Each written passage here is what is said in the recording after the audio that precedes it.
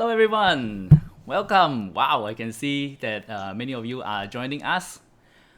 Hello, everyone. My name is Stanley. Welcome to our live webinar. It's a great honor to have all you here. Wow, I can see that we have close to 200 of you guys joining us today. I just want to say that I'm very grateful for you guys for supporting us for so many years. And my name is Stanley, and this is Value Invest Asia. And today we have a very, very, very special edition of live webinar because most of the time when you see our live webinar is only me talking and it can get very boring, keep seeing my face. But today I'm very, very honored to be able to have a few guests with me and just some backstory. I used to work for this company called the Motley Crew Singapore, and we are one of the first, I would say, online investment advisor in Singapore. And in that job, I really meet many great investors and a great colleague that I have worked with. I really miss the time there, and if you have not heard, but Motley Crew Singapore have closed down its operation in Singapore, but today, I'm very honored to be able to connect with some of my ex-colleagues, and we are decided to do a live webinar just for you, talking about how to navigate through this current crisis and also share some of the stocks that we really like. So without further ado, let's welcome my guests, Jing and Sudhan. Hello guys, how are you? Hi guys. Hello. Thank you for inviting us, Stanley. Yeah. It's wonderful to be Yeah. able to do this again. Yeah, definitely. If you guys can see Serging and Sudan, give them some love and let them know where you're connecting from. Uh, Let me just see if I can see all of you. All right. Okay, cool. So, some of you are complaining that the stream might be slightly laggy. I hope that if you can try to reconnect and see if it helps. But okay, anyway, let's continue. Today we're gonna start with talking about three stocks that we like at the current moment.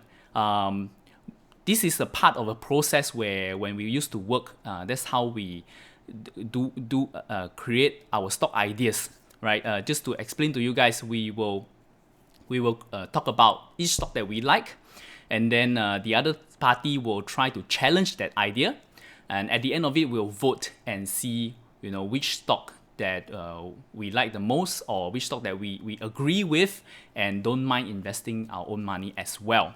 So that's what we're going to do today. Each of us is going to explain one idea that we like, and then after that we will vote on it and see if these are the stocks that we agree with and we really like.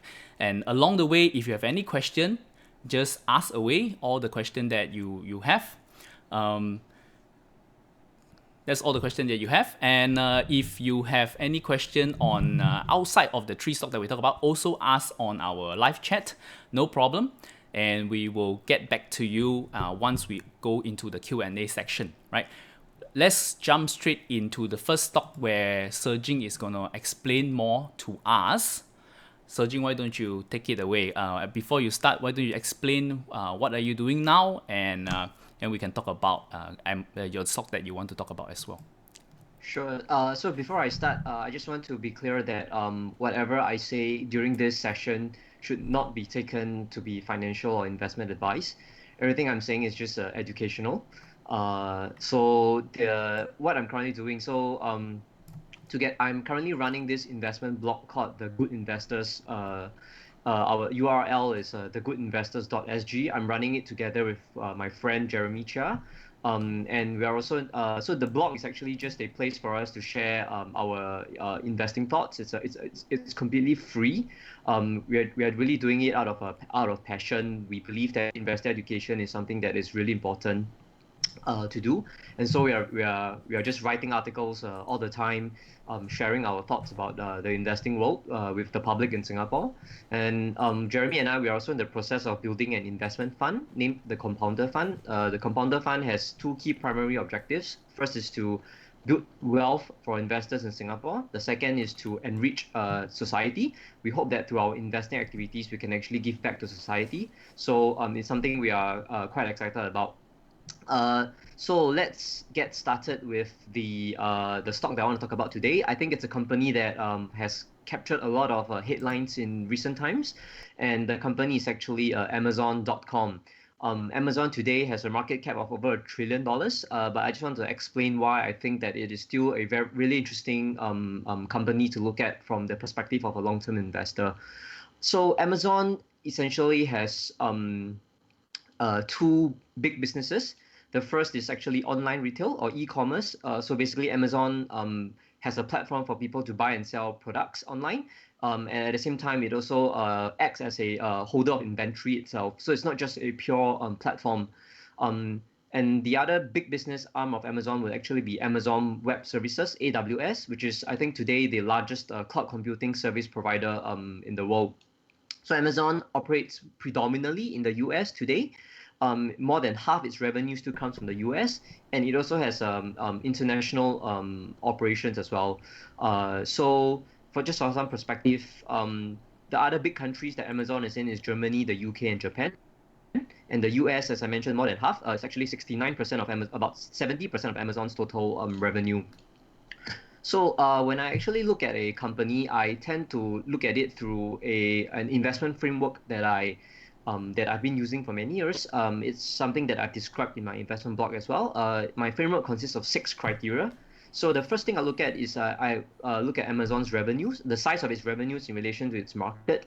So despite the seemingly large size of Amazon's business, right? But there still appears to be like a lot of room for growth. So let's say if you look at online retail, in the US alone, online retail is probably only about 15% or so of total retail sales in the US, right? And Amazon currently has a market share of about 40% of total online retail sales based on the latest available data. So what we're seeing is that Amazon today, even though it's already so huge, it's actually still only has a single digit market share of the total retail business in the US. And what's also interesting is that Walmart actually has larger revenues in the US as compared to Amazon.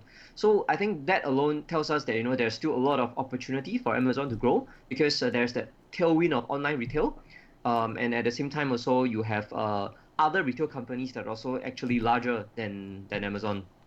Then of course we have to look at cloud computing. AWS, it's growing really quickly, and at the same time, cloud computing as a market in itself is growing in the high teens rate, and probably has a lot of room to grow as well in the future. And I think it's also interesting to note that Amazon is the type of business that where you kind of have to expect that it will enter new lines of businesses all the time. The company started out just selling books online, and then over time started selling everything online. And I think in 2006 or 2007, that was the year when they launched Amazon AWS to the public. So and it has obviously grown significantly. So I think we should always be looking at Amazon from the perspective of it being able to enter new markets all the time. So some of the interesting ones that I think worth mentioning would be logistics. So Amazon has in the past few years actually started ordering planes, a large fleet of planes, and could potentially be competing with companies like FedEx and UPS in the future. Then it's also in early 2018, Amazon actually set up a non-profit healthcare entity together with Berkshire Hathaway, Warren Buffett's company, and JP Morgan, one of the largest banks in the US. The three of them, the three companies, they combined to want to tackle healthcare costs in the US. And at the same time, about the same time as Amazon started this non-profit entity, it also launched an online pharmacy and acquired an online pharmacy and a drug delivery outfit. So for all we know, Amazon could be moving into healthcare, and in recent months, it also started a telemedicine service. So this is just an example of the many different areas that Amazon is in outside of its core e-commerce and cloud computing business. So the second thing I look at for a company, I look at its balance sheet. So today, Amazon has more than $50 billion in cash, and about more than $20 billion in debt. So a lot of debt, but then again, you have more than $50 billion in cash. So I think that's a really strong balance sheet. The third thing I look at within my investment framework is I want the management team with integrity, capability, and an ability to innovate. So very quickly, in terms of integrity, I think it's worth mentioning that Jeff Bezos' cash compensation at Amazon has never exceeded 81,000. Has never exceeded 82,000 US dollars. So every single year he's being paid an amount that is not exactly low, but it for a CEO of his like as for a person managing a company of Amazon's size, that is actually like a really really low salary. So actually Amazon. And the best part is Bezos has actually never received any other form of stock-based compensation from Amazon since its listing in 1997. And the reason is because he already owns a huge chunk of the company, and he believes that he is already so-called appropriately incentivized because of his large ownership stake in the company. So I think when I look at that, I think this is a leader with I think strong integrity. And then if I look at capability and innovation, there's a lot that I want to talk about, but I just want to focus on something that I find fascinating, with two things that I find fascinating about Jeff Bezos. So the first is that he really has the ability to think long term. So one of the interesting facts that I found about him is that in 2004 or 2003, he in his shareholders letter, he actually wrote, and shared that the company had started this, introduced a feature that would tell customers that, hey, you have already purchased this product a week ago. Are you sure you want to buy it again? So, doing something like this would actually hurt the short-term prospects of Amazon's revenue growth. But to Jeff Bezos, he thinks that this is the right thing to do in terms of the user experience and the customer experience. So he was really willing to sacrifice short-term revenue for Amazon in pursuit of longer-term growth. And I think that this is highly unusual. Not many companies would actually be willing to do that. So that is one fascinating aspect about Jeff Bezos. The second thing that I want to talk about with Jeff Bezos is that he is there is a, how should I put this? He has this really unique corporate culture within Amazon.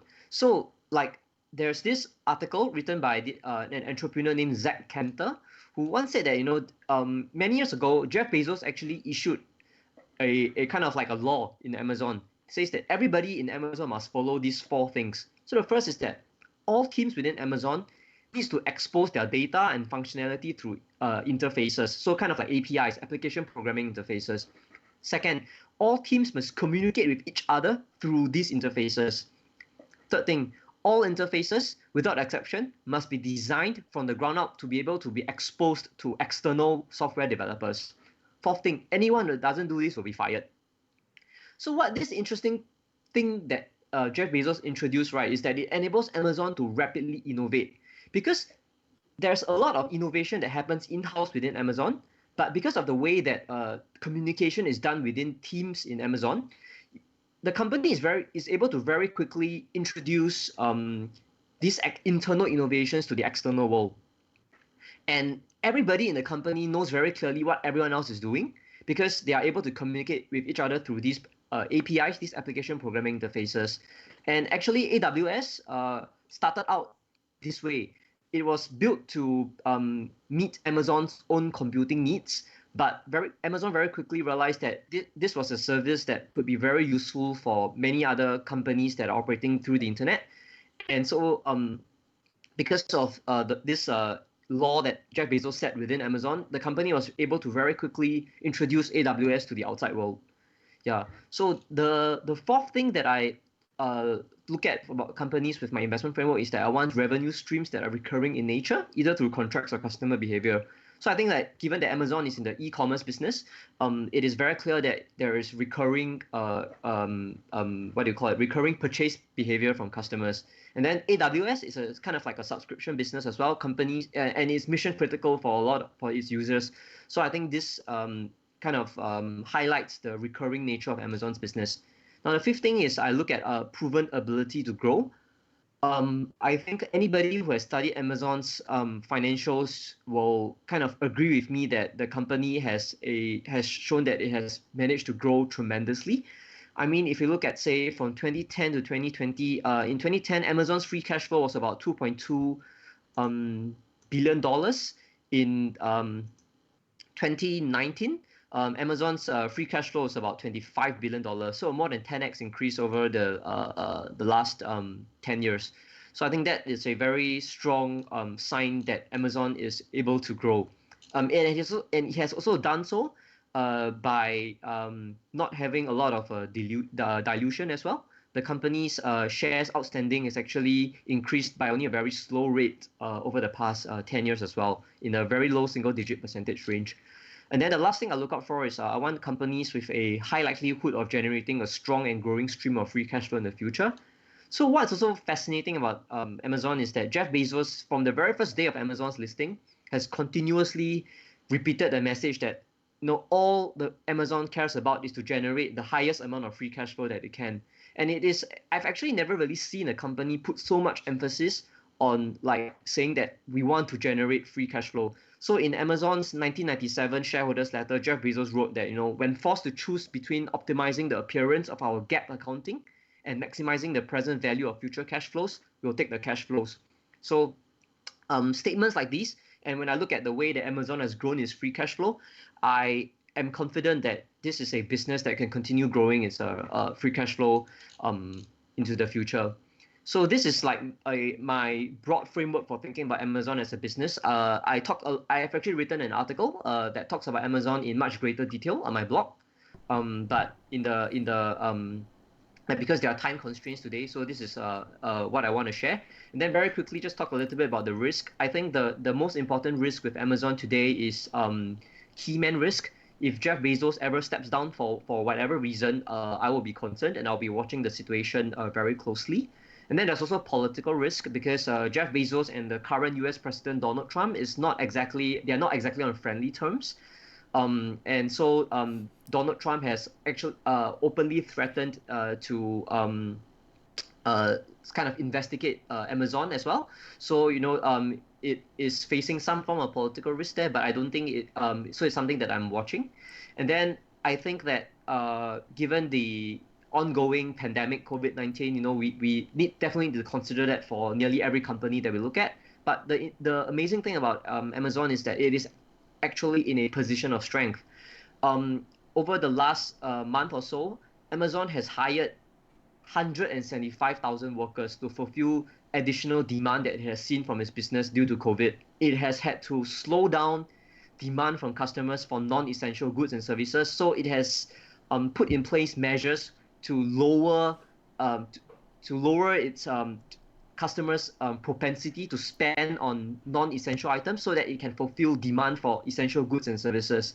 So, and of course, if you look at cloud computing, there's so much working from home happening today. More and more businesses need to shift all their operations and their and all their business activities online. So this also plays into Amazon's key strengths. So COVID-19 has amazingly been a tailwind for Amazon.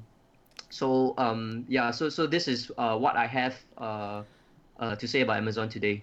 Amazing. Wow, amazing. You can really see the amount of work that Sudhan has done into Amazon.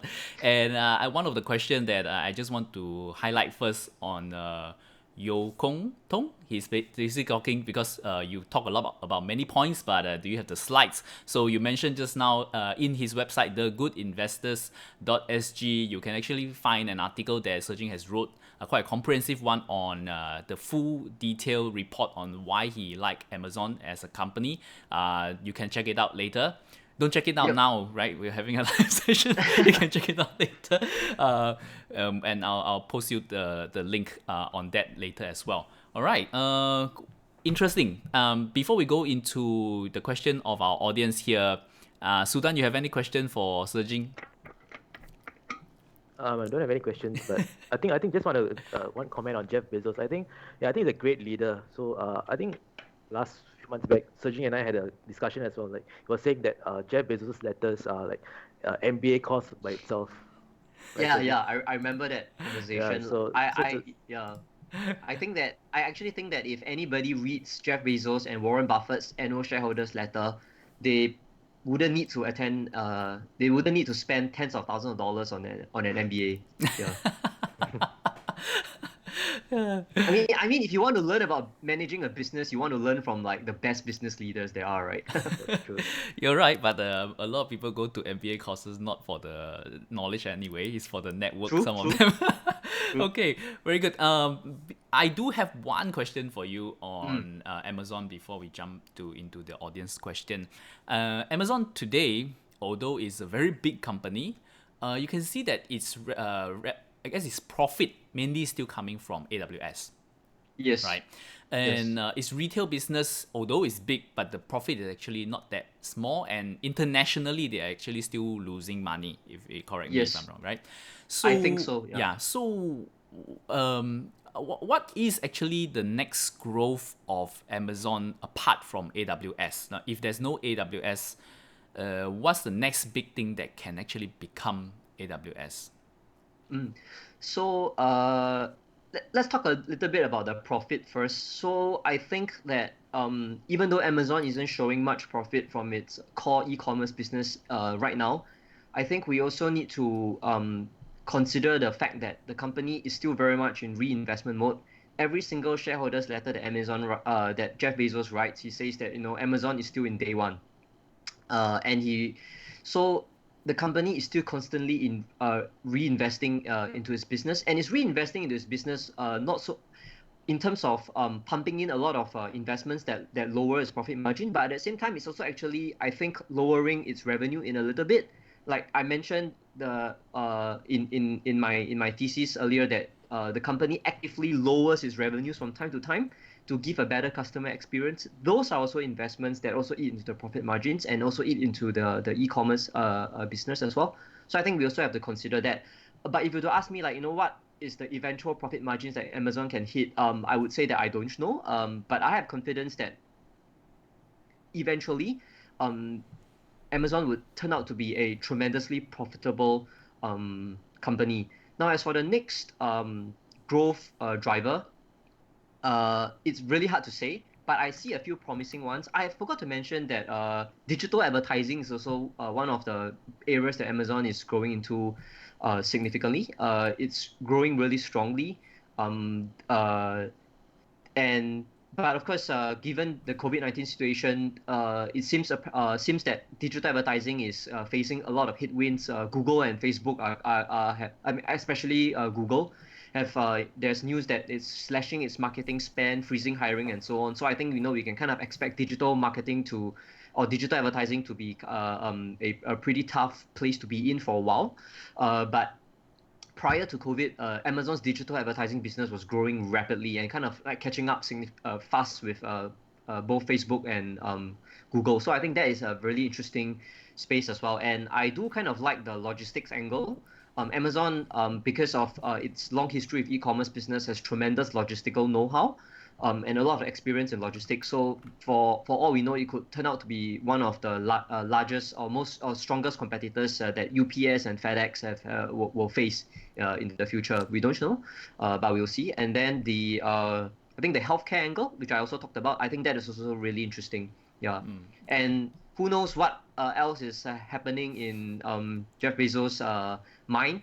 I mean, AWS, even though first started selling to external customers in 2006 or something, but it was only really in 2010 or was it 2010 or 2014, I think, where Jeff Bezos kind of unveiled the numbers behind AWS to the world. So before that, people were just guessing, and they didn't really realize how powerful AWS was until the company started sharing more. Yeah. So for Okay, all we know, yeah.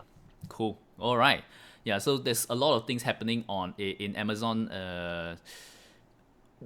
I'm reading most of the comment here, and a large number of comment is situated around valuation. Amazon is a stock. I love it. Yeah, I love Amazon it. is a I stock love that. Yeah. that is really hard to swallow. Really hard to swallow. Yes, Is yes. trading as about more than 100 times PE.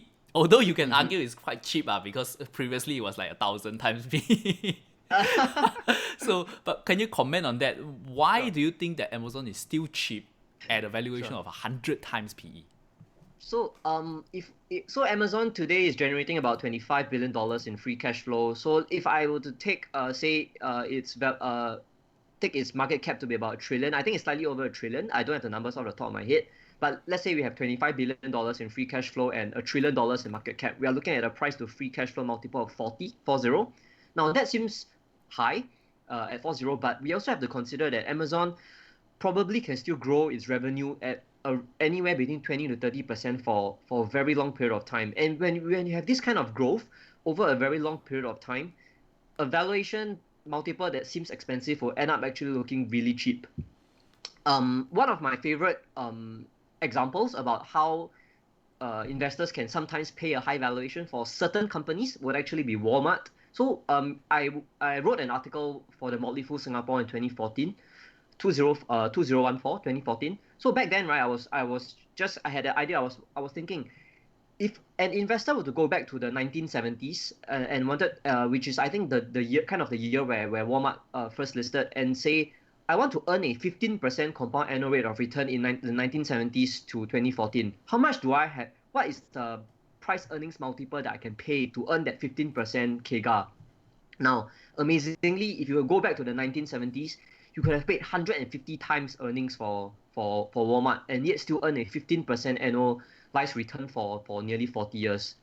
So I think that with certain companies, I'm not saying all, with certain companies, once with like ability to grow at high rates for very long period of time, you can pay what seems to be an expensive looking valuation, but yet still end up earning tremendous returns. And we also have to take into account the fact that Amazon has never looked cheap at all. Yeah. And yet it has still been it has still been one of the best one of the best long-term winners in the stock market in the US. Yeah. Yes, yeah, I can see your point there, and just to share a little bit story to our audience. I remember when we were working in the past, and when I first joined the company, I was still a very deep value investor, right? Only looking at very cheap stock, and You must have hated me. I'm not very fond of your investment style, to be honest, at the beginning. But we have a I bet, knew right? it. We have a bet. We have a bet that you believe that Amazon stock will outperform for the next decade compared to the S&P 500, right? I took the bet on S&P 500, and you took, We had a bet. yeah, and you took the bet Wow. on Amazon, yeah. And so the bet is going, right. I think six years now, and clearly I'm losing a lot. So I don't. I'm grateful that you forget I about had it. completely forgotten, but wow, that's amazing. Yeah, Wow. exactly.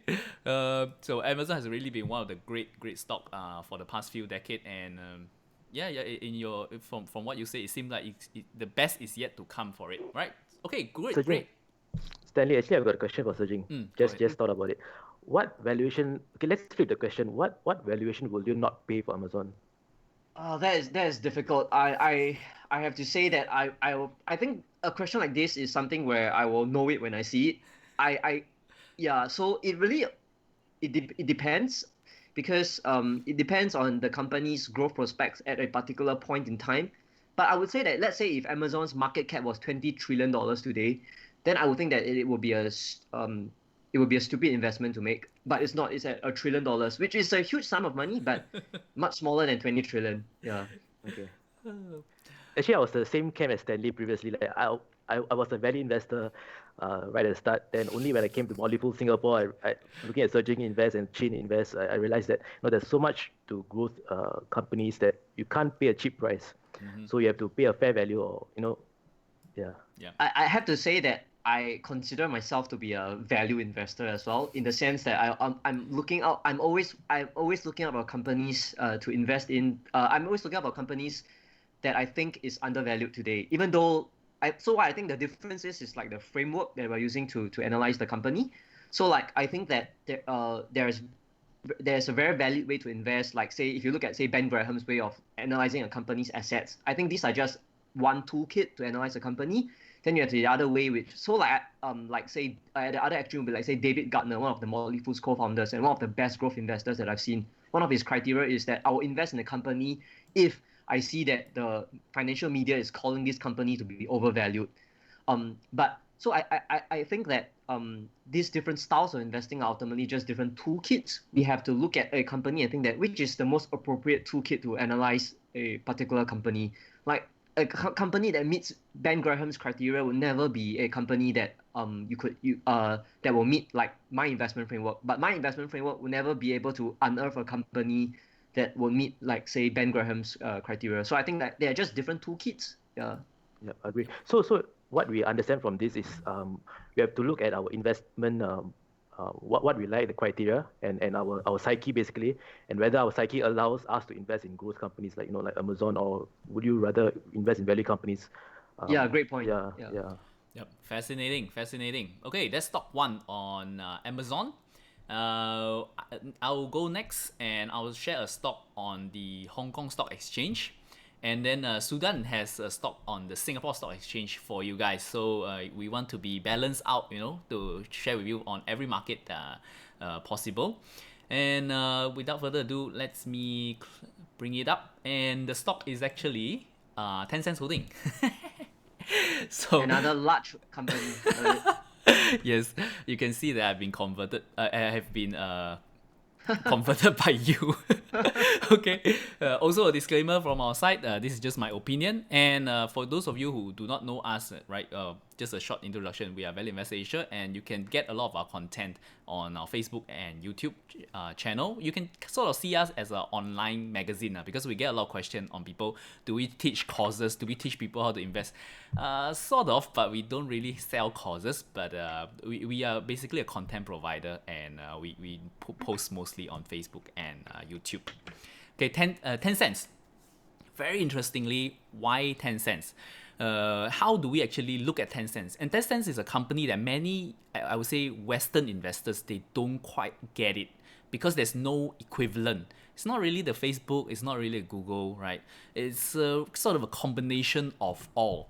And 10 cents today is the largest stock on the Hong Kong Exchange.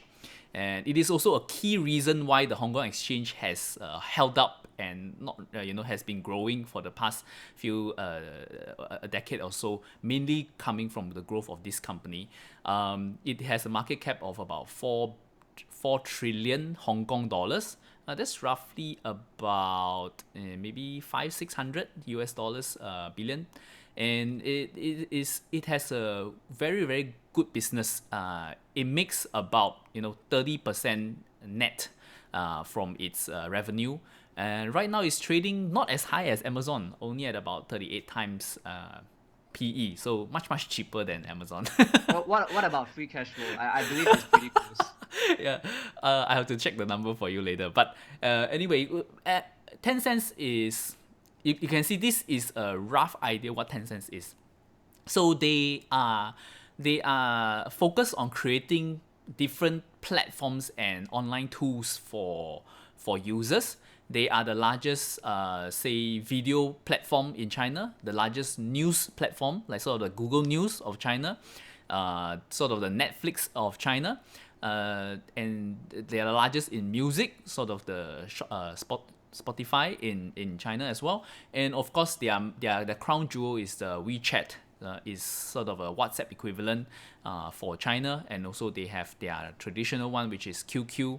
But on top of that, they have a huge cloud services, a huge mobile payment services, and also many different type of niche social media platform out there as well.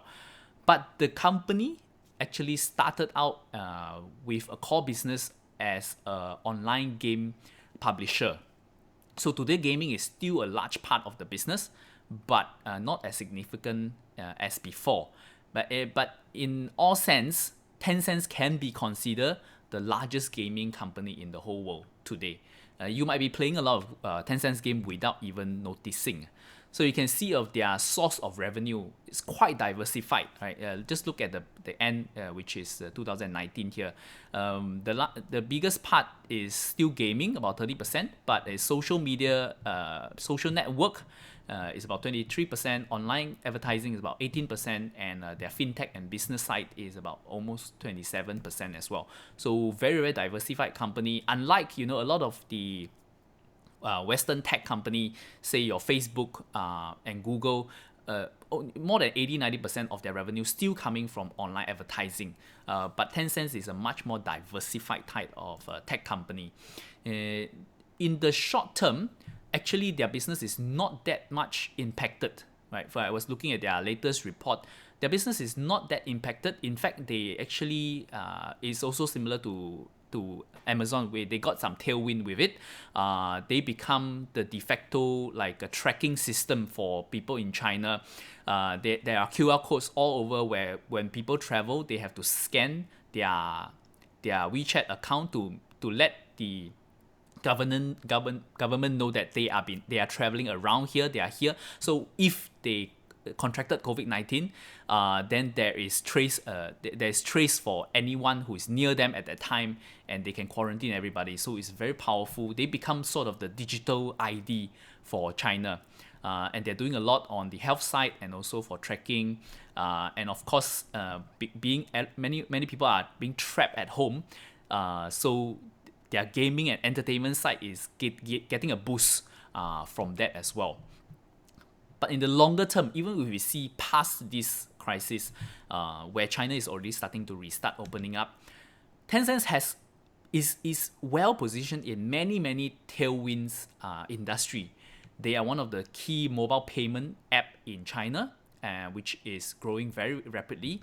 They are one of the strongest digital advertising space, and digital advertising is growing in China much faster than anywhere else. You can see that they are gaining a lot of market share in that part. They're also, I guess, now the second cloud provider in China. The first one, of course, is Alibaba, where they have started out having a longer history. But Tencent Cloud is now the second largest in China. And they are moving a lot into smart industry, where working with government or state government to implement maybe like smart traffic or things like that within the city for the government. So they are looking into that a lot. And for their WeChat, they have something called mini programs. So instead of us having to download multiple app, right? Say you have Uber for one app, you have for us is Grab, to go around. They have multiple mini program within WeChat. So if you want to make a payment, you have your WeChat Pay within it. You can order their Grab or Uber directly on WeChat as well, and things like that where it's embedded inside. And that is one of the strong growth driver for them. And of course, they are sort of the de facto digital entertainment hub in China, and also growing out overseas, where they have online literature, music, video, gaming, almost everything that is all soup into one as digital entertainment for them. So they are really well positioned to take advantage of all this tailwind in the industry. You can see that their revenue over the past decade has been phenomenal, both in terms of revenue and profit, growing, I think, about 30-40% a year. Valuation wise, when we look at it, this company has always traded around 30 to 40 times, 40 plus times PE. So right now at 38 is actually considered quite fairly value. And the way I see this company, we have been talking about this company ever since 2017, I think, where the share price was roughly about half of what it is today. But even to today, I'm still holding on to my Tencent stock, and I still love it because I sort of see it as just a proxy to, number one, the growth of China, and number two, the growth of tech, particularly the tech in China. So instead of choosing smaller tech companies, because Tencent is also sort of a venture investor in China, so I just invest in Tencent and leave it to them to grow the sector and to invest in the next big thing if they see fit. So that's actually how I see Tencent. So I'll talk a little bit about, you can ask your question on our page, on our live chat, but I do have a free gift for you guys. If you guys is looking for more stock ideas apart from the 3 that we're going to share today, you can also download our dividend stock guide. This is because we have already talked about 2 growth stock. So if this is not your cup of tea, you need some dividend stocks, you can go to this link, bit.ly at WMDVIA, and you can get our dividend stock guide as well. But anyway, so that's my thesis for Tencent. You guys have any question for me? Sudhan, you have any? If not, I can go first. Yeah, you can go first, Jing. Yeah. So Yes. So my question is, what do you think is the biggest risk for Tencent? Because so for me, right, I think the biggest risk for Tencent is the corporate structure itself. Because if you own shares in Tencent, even the ones traded in Hong Kong, you're actually owning a variable interest entity, kind of like a shell company headquartered in Bermudas or Caymans or something, that has a contractual relationship with the actual Tencent in China. Yep. And it is a kind of a smart legal structure that companies in China thought about to circumvent laws in China that prevent foreign ownership of companies that are in industries that the Chinese government deemed to be vital to the nation. So and that VIE structure has never been challenged in Chinese courts. So that to me is like the biggest risk with Tencent. I love the company as well, but I think if I were to be managing a portfolio, Tencent would never be the like a too large a position within my portfolio because of this existential risk. So yeah, I also I want to hear like your thoughts about the VIE, and also like what do you think is Tencent's biggest risk? Yeah, so like you say, because most tech company, I guess all tech company that is listed outside of China, they have a VIE structure. I can see the point, but I don't really see it as a very big risk. Mainly because I kind of feel that even though today, if they legalize it, that we can own Chinese companies overseas, right? If, as a foreign investor, it doesn't really change that much of the risk, because at the end of the day, the largest stakeholder of almost any large company in China will be the government, right? And if the Good point. government want to shut it down, if the government want to cut off foreign investors, with or without the VIE structure, they're gonna do it, right? True. And I can argue the same point for US stocks as well. So even if today we own Amazon, but with the very erratic politics of US now, you also cannot tell that maybe today Donald Trump is gonna say we're gonna raise tax for Amazon 50% more than everyone else, or things like that, and that will cut our value as a investor, by 30-40%. In a way, it's taking away wealth from us as well. So the political risk is always there. I see it more as a political risk, and it is just something that we have to be comfortable with. I guess I have a very diversified portfolio, so I don't really mind it. And looking at it, I guess as long as you have a diversified portfolio and you know what you're doing, then I guess it's fine, right? Because as a minority shareholder, we are always at the mercy of the main shareholder and also the government, even if you buy Singapore stocks, right? Cool. Okay, Sudhan, anything for me? Just one quick question. Yeah. There was, I think, last year, the Chinese government said that there's not going to be any approvals for online games or something, right? So is the overhang still around, or is No, it- no, no. So that's only for a short period where they are restructuring it, and they were also restructuring the Chinese government that oversee all this digital entertainment. So the restructuring is done, and the games are starting to be released again. Interesting story is during that time, one of the most famous game in China was this game called PUBG, right? It's a shooting game, and this is the one of the only game that I play also. And at that time, the Chinese government kind of reined in on that game, which is very, very profitable for Tencent, and say that they want to change they want to control the game because it's too violent, and people are getting addicted. But then Tencent would sort of talk to the government, and then they change some aspect of it. When you kill the guy, you don't see blood, you see something else. And then they change the name of the game to be more propaganda, like sort of like hero or something that appease the government. But it's the exact same game today. Even when I'm overseas and I connect to the game, I can still play with Chinese players. But their game is not called PUBG anymore. It's a local version of PUBG, right? Yeah. So I guess they always find ways to go around it, lah. And I think Tencent also made a pretty good move back then. Like it voluntarily restricted gamers in time with the game, right? And Yeah. it used AI technology to do facial recognition, and so it's like if it's a minor or young kid that's playing it, then there will automatically be time restrictions on the game and stuff. So Yeah, yeah. I thought that was pretty cool. Yeah, I would say their control on your digital identity is much stronger than us here, right? Yeah, They sure. always know, even though you're using behind the screen, they know who you are, and they can control things if they want to. Okay, going back to question from you guys. Let me see if we can find something that's interesting for everyone. Okay, Peter is asking what is Tencent's CAGR. So Tencent, they in 2018, I think because of the game short release, they have a short dip. But overall, if we look across maybe the last 5 years or last 10 years, they're growing at roughly about 20 odd percent per year. So that's their growth rate. Still a very strong growth company. Much stronger for a lot of small caps around, right? What else we can see?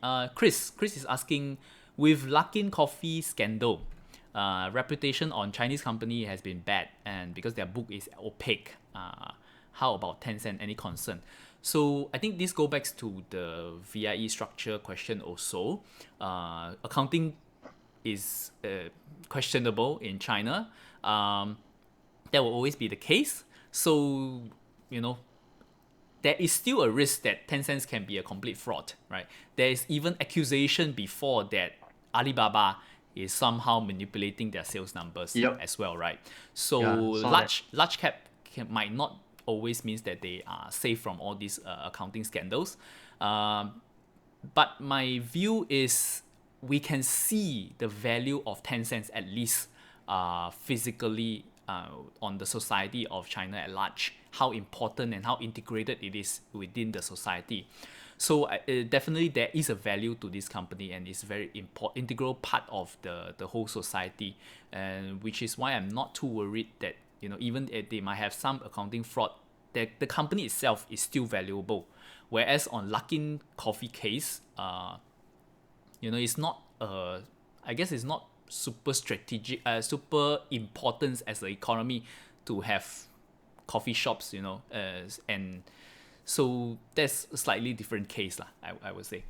Yeah. I also want to share a little bit. So I think that like in any country stock market, even the US, there have also been cases of very bad corporate frauds as well. So I think Yeah. the risk of fraud is always there. And I don't think anybody, especially as minority outside shareholders, that we can never know exactly what's going on. And even if you're a large investor, you may also end up being completely deceived by the companies you invest in. So for example, like in the US, two famous cases. Warren Buffett invested in Tesco in the UK, and Tesco ended up having some accounting fraud. Wells Fargo, which Warren Buffett invested in, also had very bad corporate governance problems with its employees. And then Bill Ackman with Pershing Square Capital also had suffered tremendous losses with Valiant Pharmaceuticals, which turned out to be a fraud even after a lot of study. So I think the best defense against corporate fraud is actually diversification. If you have a diversified portfolio, and if one company or two company ends up being frauds, your portfolio would survive relatively unharmed, and you can go on to fight another day. Yeah, you're definitely right. So for me, my portfolio size on Tencent is roughly about 5+%. So it's considered one of my larger position already. I own about 40 stocks. I think 40 stocks. So each stock most of the time is about just 2% on my portfolio. So that's how I sort of try to diversify it and then manage the risk. Because to manage, we can never find something that is totally risk free. So it's a job as an investor for us to sort of manage that risk, right? Okay, cool, interesting. We see a lot of comment on the VIE structure, and let me see what are things on. Gizmo is asking what is the Tencent market share in China versus US. I'm not quite sure or what do you mean by market share, because Tencent is in so many different market. You know, check mobile app, mobile messaging, or games or music, so they have different ones. But according to their own presentation, they are mostly number one or number two in every sector that they are in. right? For now, the social media, I guess the biggest threat to them is not really social media's company in the US, because those companies can't even enter China. So the biggest threat to them right now is actually the ByteDance, which own TikTok, right? And In China, they call it Douyin, right? yeah, Douyin, yes. And Tencent also have their own version of Douyin, which they are putting a lot of effort in to fight. Right now, they're still much smaller compared to TikTok and TikTok. So that's something for us to see. Or maybe one day they might just buy ByteDance. Yeah, Tencent should just acquire Douyin, just like Facebook acquired Instagram. Yeah. Just do it. Now it's a bit too late. Like it's no longer just 1 billion for them. Tencent has the money. That's not a problem. All right. Cool. Yeah. We'll try to get back to all your questions later. But since we are reaching the 1 hour mark, let's finish up with Sudhan's presentation first, which is Sudhan. Yeah. Before that, Sudhan, why don't you share a little bit about what you're doing now and what's interesting in your work right now? Okay, sure. Currently I'm with, so after Motley Crew Singapore closed down, I transitioned to Seedly. So basically, Seedly is a one-stop finance platform where we have a Seedly app, we have the reviews platform, we can ask questions. We also have a blog where we have a lot of content writers. So I'm part of the content team where I cover investments for the Seedly blog. So that's my role at Seedly. So yeah, you can check out Seedly at seedly.sg.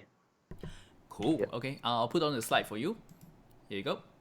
Okay, so I think my company kind of brings together all the what Jing and Stanley talked about, Amazon and Tencent, because Micromechanics is also in the semiconductor industry. So these are the semiconductor is powering a lot of chips worldwide, and including companies run by Amazon and Tencent's backend, right?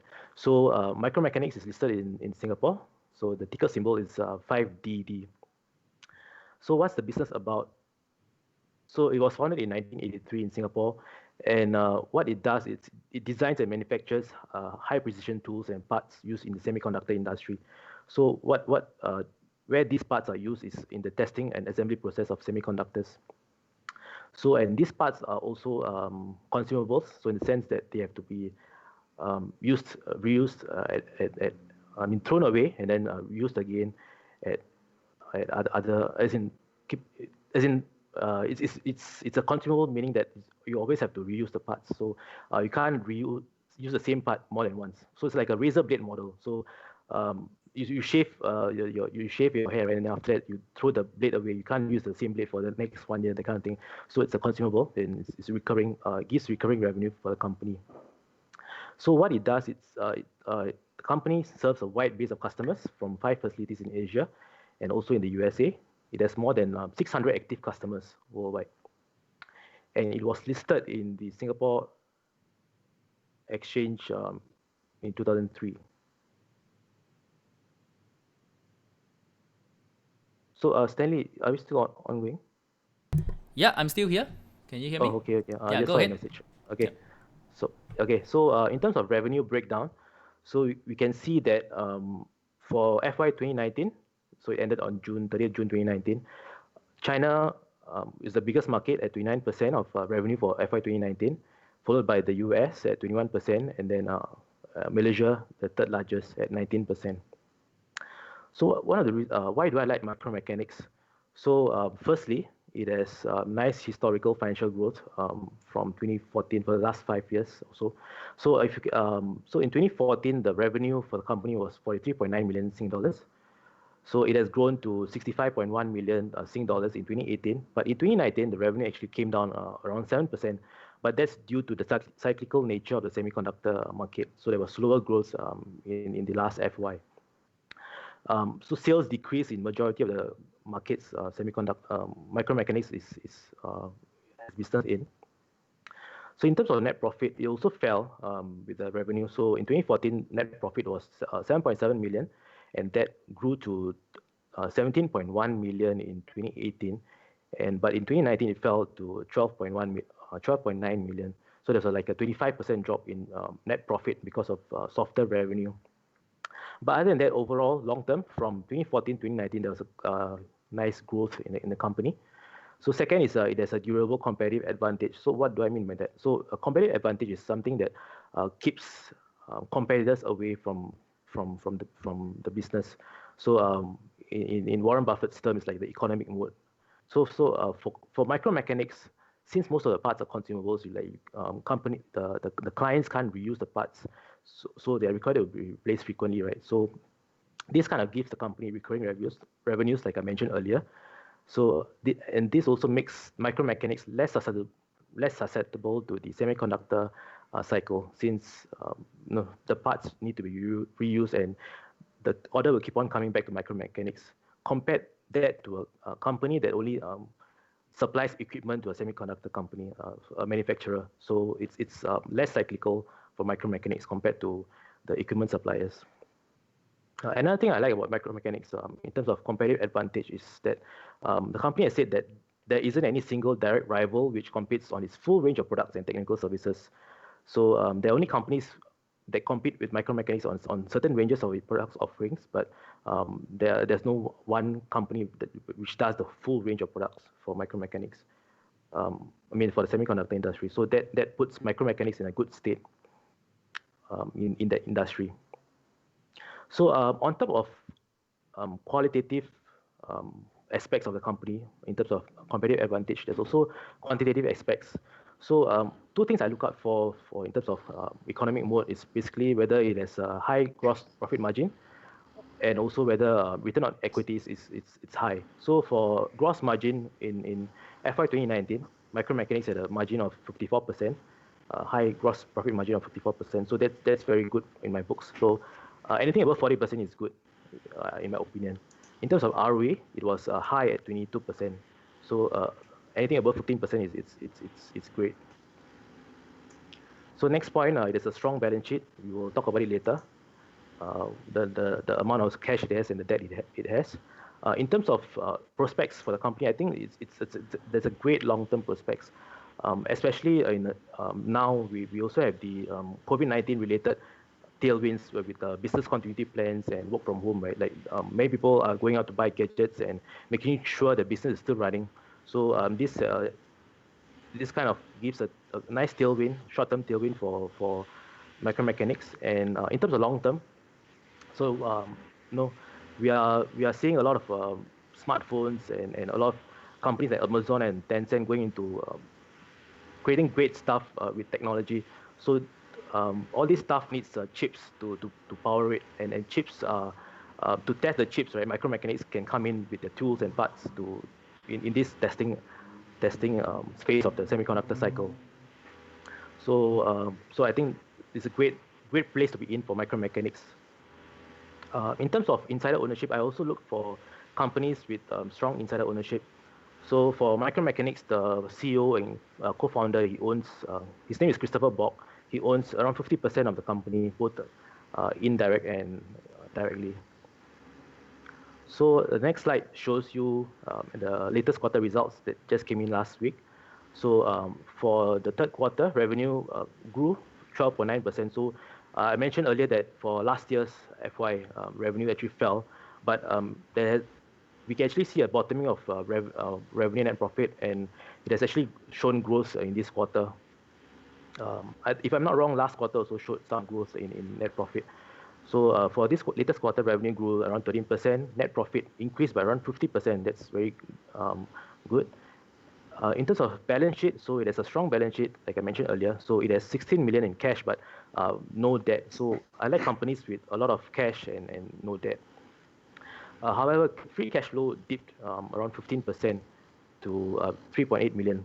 But I don't see this as a big dampener, because I think this is very short-term oriented. I'll keep a lookout for whether free cash flow grows again in the next few quarters, but this doesn't stop me from liking micromechanics. In terms of COVID-19, the company said that there's no significant impact from COVID-19 except for the Malaysia plant. I would also like to quote something I saw in the latest results. So basically, Chris Bock said that this is what he said: when the pandemic is over, our goal is not to hope for life and business to just go back to normal. Instead, we want to absorb what we have learned, implement more fully some of the changes we made to adapt to changing circumstances, and better anticipate the challenges that lie ahead. So in short, we see an incredible opportunity to go back to better. So I like what Chris Bock has mentioned. So basically, they don't want to go back to normal, that pre-COVID-19 phase. They want to go back to being better, basically challenging the norms and creating great shareholder returns. So that's a nice trade I saw with Micromechanics. So in terms of valuation, so current share price is around $1.70. In terms of market cap, it's around 200 plus million. So it's kind of a small company compared to the Amazon and Tencent. So in terms of trailing 12 months PE, right? So also valuation is not so high, around 20 times, below 20 times. Average wise, over the past 5 years, it's around 13. So kind of above average PE right now. But I think it's a strong business and growing business to kind of demands a slightly higher valuation. In terms of dividend, it's yielding around 6%. So nice dividend yield to boot as well. Yeah. So that brings me to the end of Micromechanics presentation. So if you have any questions, actually you can also drop, go to our CD website. You can scan the QR code there, and also ask your questions on any stocks related stuff. And there'll be a lot of people to answer the questions, including other investors and myself as well. Yeah. Ooh. So back to you, Stanley. Awesome. All right, cool. Like you said just now, that if you have any question that we are unable to answer today, of course you can continue to comment down on our Q&A session on the comments tab, or you can go to Sidley website, the stock discussion, where you can continue to grill Sudhan on the thesis on micromechanics, right? I see that there's a lot more interest on micromechanics, mainly because this is Singapore stock. Singapore dividend stocks. But before I jump into it, Jing, you have any question for Sudhan? No, I don't. Okay. Yeah. Cool. I'm quite surprised that you say that micromechanics has operation is not impacted by the current COVID-19. Even its business in the US is not affected. So let me just read out what they said. So yeah, so basically I quoted from the earnings. So they say that they're not impacted except for Malaysia because there's the movement control, right? So their end clients, I think customers are affected, but Micromechanics Malaysia itself, I think they have restricted operations, but they're still functioning. But overall, as a business, no significant impact. Yeah. Wow, I interesting. think even the semiconductor companies in the US, which are the customers of Micromechanics, they are also not really impacted that much. If I'm not mistaken, at least I know in Singapore's case, manufacturer of semiconductors or semiconductor-related operations considered essential services. So people, the factories are still running. So maybe that's why. Interesting. Okay, cool. A lot of questions that we have on our live chat surrounds valuation, and it's such a great dividend stock, right? 6.5% dividend. Is there a danger of dividend cut? That's a question by Jen. Okay, so in terms of dividend, what I look out for basically the first thing for dividend companies, you shouldn't we shouldn't look at the dividend yield itself. So there's something we have to go beyond the dividend yield and look at whether the dividend is sustainable. So in terms of sustainability, what we can look out for is whether the dividend is sustained by the free cash flow of the company. So in terms of free cash flow to the payout ratio in terms of free cash flow, I think it's around 90% to almost 100% for last FY. But the reason is that Micromechanics say that they can sustain the dividends because they know that long-term tailwinds for the industry is there. And the growth will be there, so this industry will bounce back. So in terms, even revenue and net profit came down for FY 2019. They see the industry recovering, so they maintain a dividend. So I think 90% plus kind of safe, for Micromechanics business. And also we must understand there's cash on balance sheet and there's no debt. So if they have no use for the cash, they can also kind of supplement the dividends with cash that they have. Cool. Okay. Yeah. We have a question from Oi Chin Kiet, and also I try to combine a few questions together with Chris as well. I guess their question is quite similar, mainly talking about for mechanics, how can they see what really is this company moat in the space? How are they actually different from other semicon companies, and who do you see it as their competitor within this space? Okay. I think in terms of mode, yeah, like I mentioned, like micromechanics has the full range of offering, right? So the company has said that there's no one single competitor that can offer the full suite of products that it offers. So that's one thing that I can see from the company. The another thing is that you can look at the numbers. So basically, high margins, high gross profit margins. So if the company is operating in a price competitive industry or price competitive nature, you can see the gross margins not being very high. 54% is actually a very high gross margin. So it means that they can keep the cost low. Basically, the cost of sales is low, and because of that, they can get higher margins out of their products. So in terms of net margins, I think it's around 20+%. So that's also a very, very interesting place to be in. So that's one thing we look at. Another thing is that ROE is quite high. So ROE is basically how much returns shareholders are getting from the capital that they've put in. So anything above 15% it's kind of high in my book. So ROE for 2019 was 22%. So it's good. And yeah. So in terms of expenses, I want to touch on expenses as well. The company has been trying to reduce overheads and expenses. So overheads as a percentage of revenue, that should be coming down over the years. So I think now it's around 20+%, and there's a nice chart in micromechanics like presentation as well. So people can check it out. Cool. Okay. There is also some question on. Can you talk a little bit about the semicon industry at large? This is a question by Vivian. We kind of see semicon as very cyclical, right?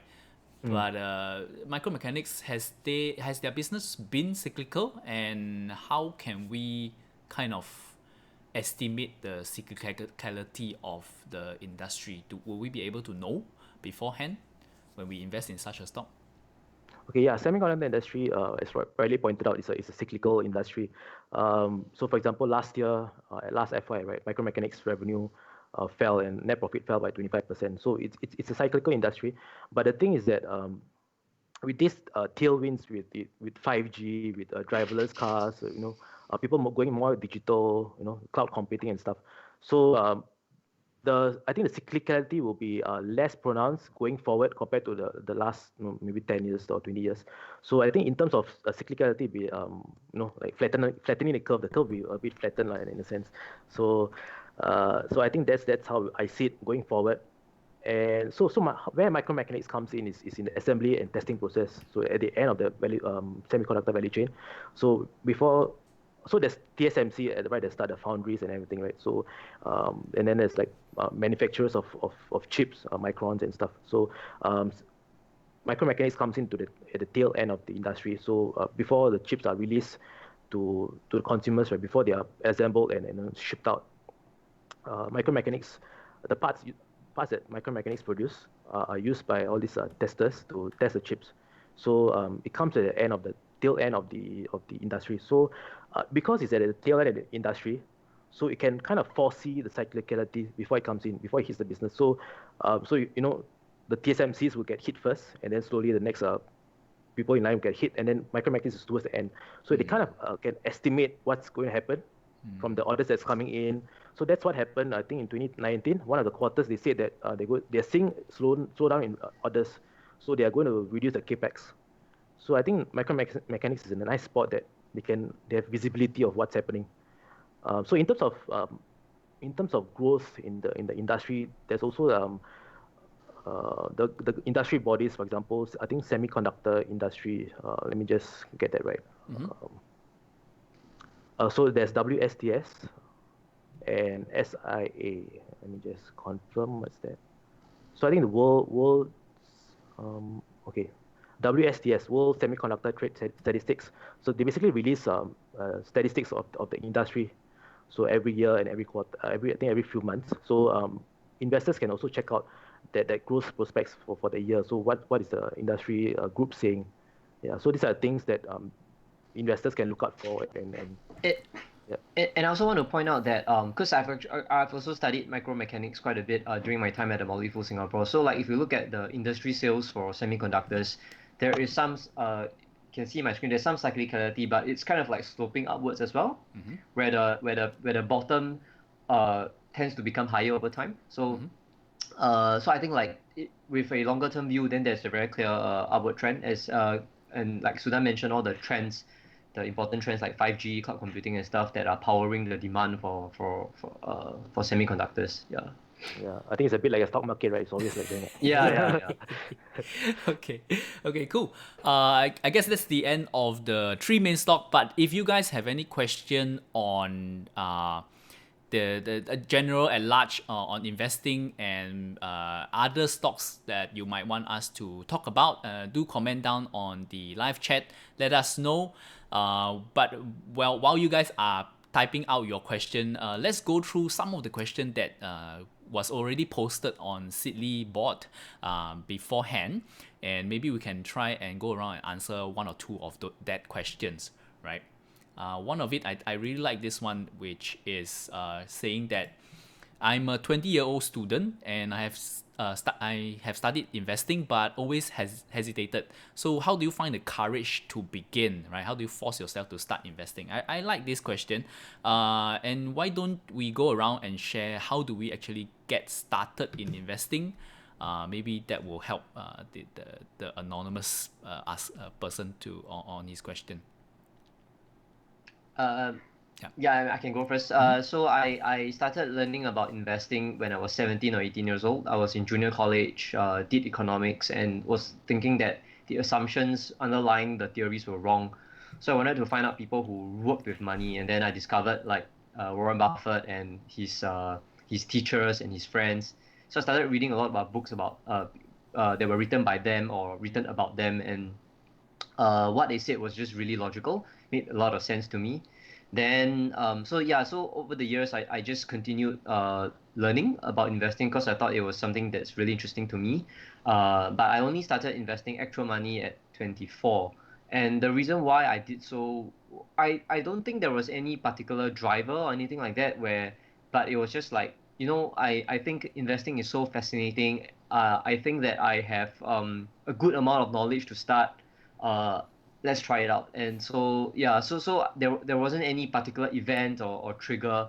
I was just like, I think I am ready. Let's try. Yeah. And I would say that to the person who asked the question, like you really wouldn't know until you try it out. Yeah. So then yourself. Yep, I think in terms of so how I started is also back in national service. I was reading up a lot of books on investing and stuff.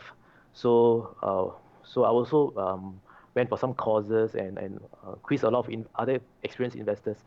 And just nice when I started investing, that was back in 2009. So market kind of recovered after the GFC. So and I realized that long term, if you invest for the long term, and you basically do well, so you are all right. So I had a long term view, and I realized that now's a great opportunity to actually invest in the stock market. So with the knowledge I gained by reading books and stuff, I kind of had the confidence to actually put my real money in. So I think for anonymous, I think we are actually back in the same situation now. Now it's actually if you have a long-term view and if you think that COVID-19 will be over and stock markets will recover and and go on to giving greater gains, greater returns, I think now is a great time to actually start investing. So if you don't have confidence to start investing, I think you can just put in a bit of money to kickstart and also gain the right knowledge also before you actually put a lot of money in. Cool. Yeah, great. I think that's a great advice for him or her. Wow, we have some good questions coming in. Why don't we start with this one? Is quite I guess maybe on a lot of people's mind. Peter is asking, what do you think of the stock market? Is it too early for bottom fishing? How are you approaching the current market? I guess small crash.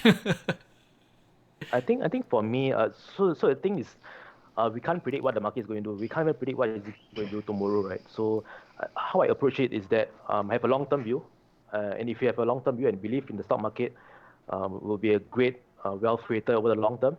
What you can do is basically invest bit by bit, dollar cost average into the market. So it's okay if the market falls between 50%. It's okay because you don't put all the money at one go, right? So you let's say you have 10K, you just break it up into 5 months of 2K each. So you just dollar cost average into the market. If it goes up, then it's good. At least you invested something. And if it goes down, it's even better because you can invest more money at a lower valuation, right? So win-win situation. Yeah. Okay, so Jing, how are you approaching the current market? I have never invested by trying to fish the bottom. I have never invested by trying to think about whether or not a recession or a bear market is on the way. I expect recessions and bear markets to happen. I don't know when they will happen, so I position my portfolio to be able to withstand this episode. So I position my portfolio so I basically don't care about bear markets. Bear markets in the sense that where you're talking about stock prices falling, these things happen all the time. I don't really care. But I protect my portfolio from recessions by investing in companies with good long-term prospects, good management teams, strong balance sheets, high levels of recurring revenue, strong free cash flows. So I think these traits will enable a company to be able to survive or even thrive during a recession. And like as we see in Amazon's case, it's kind of in a really sweet spot now with even though there's this COVID-19 crisis.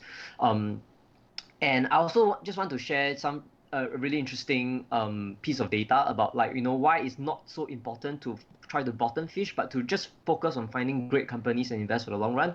So Stanley, one of our dear friends who also worked with us together, Chin, right? So Chin's best investments were made in 2007 when when the market peaked during the great financial crisis. He bought think that's the most amazing story. He bought Netflix at about $3+ a share. I can't remember the exact price. $3+ a share in 2007, like the year when the stock market peaked during the great financial crisis. Netflix today is like $420. So our dear friend has made more than 100 times his money by buying before the stock market peaked during the great financial crisis. So I think examples like this just show that it's so much more important to be finding great companies and investing in them for the long run and not try to think about, has the stock market bottomed and where ultimately, okay, some people like to invest in the market. Whereas for people like us, I think we're very much focused on individual companies.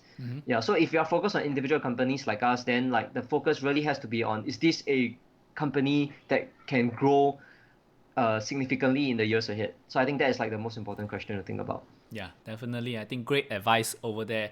So sort of just pace yourself. You will never be able to predict the market. If you found someone who said that they can predict the market, I would say run away from them.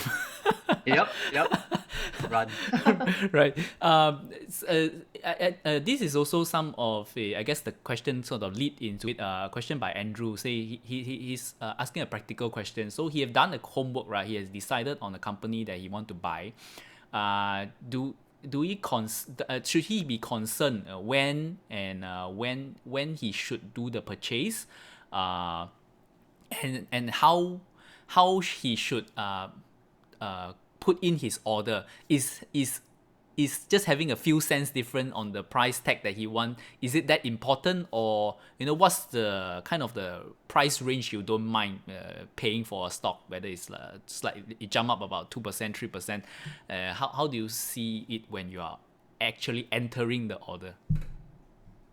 I think for myself, I would say shouldn't be pinching on the pennies, like 10 cents, 20 cents. For example, Netflix example, even if you bought at $4, market price is $3. You bought at $4, so much more expensive, right? You still would have made so much great gains over the years.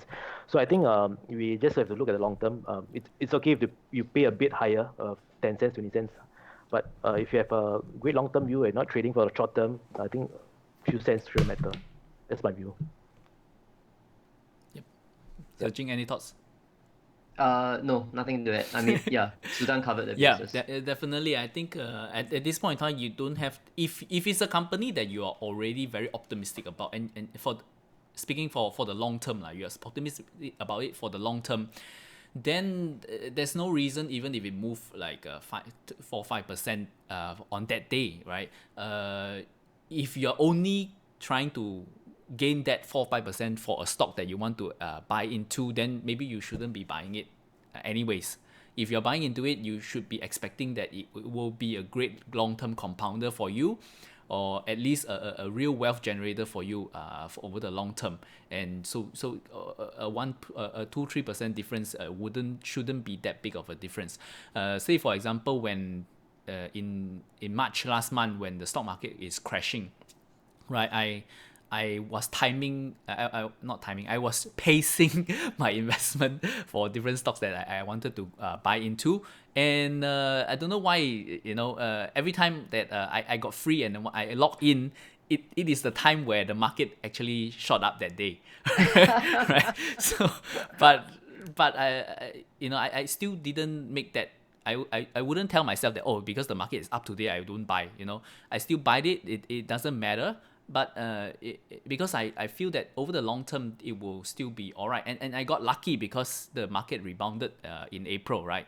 But you never know. Even if many people were saying that it's a great time to buy in February, and end up February was sort of the start of the market crash. So I would say a lot of questions surrounding timing. As investor, we should really kind of cancel that thought out. It's not possible to really time the market, and it's not worth the trouble to time the market. So don't worry about that too much.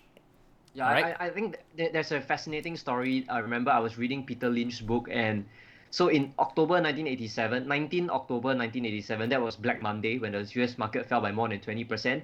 And Peter Lynch was playing golf. He was on a holiday when the market crashed, and he had no idea that that thing was going to happen. And we are talking about somebody who earned 29% annualized returns for 13 years, a legend in the investing business. And he had absolutely no idea that the market was going to tank. He was out on a holiday with his family. Yeah.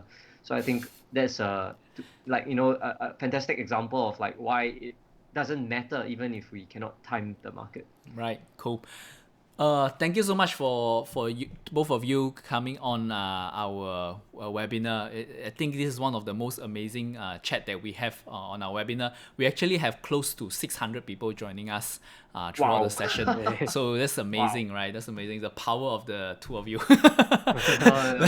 No. But All you, Stanley. All you. if we are unable to answer all your questions today, don't worry. You can continue to post questions on our Facebook or YouTube channel, and also do check out Sidley link and the stock discussion page. You can ask, and there will be many more investors out there to help you.